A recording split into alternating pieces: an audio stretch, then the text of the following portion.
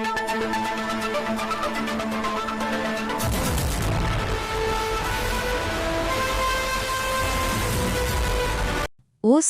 கோட்டை சுயம்பு மாரியம்மன் கோவில் திருவிழா விமர்சை. பக்தர்கள் அலகு குத்தி நீர்த்திக்கடன் செலுத்தி வழிபட்டனர். கிருஷ்ணகிரி மாவட்டம் ஓசூரில் பிரசித்தி பெற்ற பழமை வாய்ந்த கோட்டை சுயம்பு ஸ்ரீ மாரியம்மன் கோவில் திருவிழா வெகு விமர்சையாக நடைபெற்றது. இதில் ஆயிரக்கணக்கான பக்தர்கள் அலகு குத்தியும் பூக்கரகம் எடுத்தும் நேர்த்திக்கடன் செலுத்தி வழிபட்டனர்.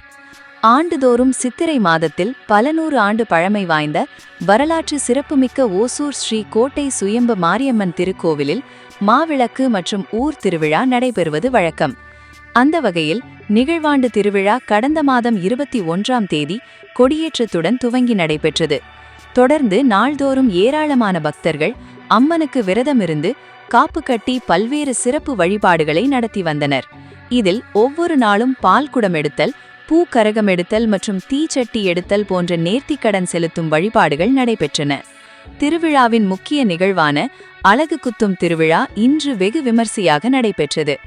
முன்னதாக திருக்கோவிலில் மூலவர் அம்மனுக்கு நன்னிரவு முதலே சிறப்பு அபிஷேக ஆராதனைகளுடன் வழிபாடுகள் தொடர்ந்து நடைபெற்றன. இதைத் தொடர்ந்து அதிகாலை முதலே ஏராளமான பக்தர்கள் அவர்களது உடலில் அலகு குத்திக்கொண்டு பம்பை, உடுக்கை மற்றும் பறை இசைகளுடன் ஊர்வலமாக திருக்கோவிலை சென்றடைந்து நேர்த்திக்கடன் செலுத்தி அம்மனை தரிசித்து வழிபட்டனர்.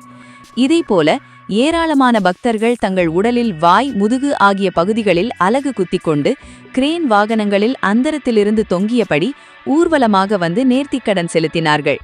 இதைத் தொடர்ந்து ஆயிரக்கணக்கான பெண் பக்தர்கள் மாவிளக்கு எடுத்து அம்மனுக்கு வழிபாடுகள் நடத்தினர். இதனிடையே கோட்டை மாரியம்மன் திருக்கோவிலை நோக்கி 4 திசைகளிலிருந்தும் நேர்த்திக்கடன் செலுத்தும் விதமாக வரும் பக்தர்கள் இளைப்பாறுவதற்காக ஆங்காங்கே சாலைகளில் பந்தல்கள் அமைத்து நீர்மோர், பானகம், தர்பூசணி பழம் மற்றும் அன்னதானம் ஆகியன வழங்கப்பட்டு வருகிறது. இந்த திருவிழாவில் தமிழகம் மட்டுமின்றி கர்நாடகா, ஆந்திரா உள்ளிட்ட அண்டை மாநிலங்களிலிருந்தும் ஆயிரக்கணக்கான பக்தர்கள் பங்கேற்று சுவாமி தரிசனம் செய்து வழிபட்டனர். இந்த திருவிழாவையொட்டி காவல்துறையின் சார்பில் விரிவான பாதுகாப்பு ஏற்பாடுகள் செய்யப்பட்டிருந்தன. மேலும் நகரின் பிரதான சாலைகளின் போக்குவரத்தில் மாற்றமும் செய்யப்பட்டு கண்காணிக்கப்பட்டு பொதுமக்கள் எந்தவித சிரமமும் இன்றி சுவாமி தரிசனம் செய்வதற்கு வசதிகள் செய்யப்பட்டிருந்தன.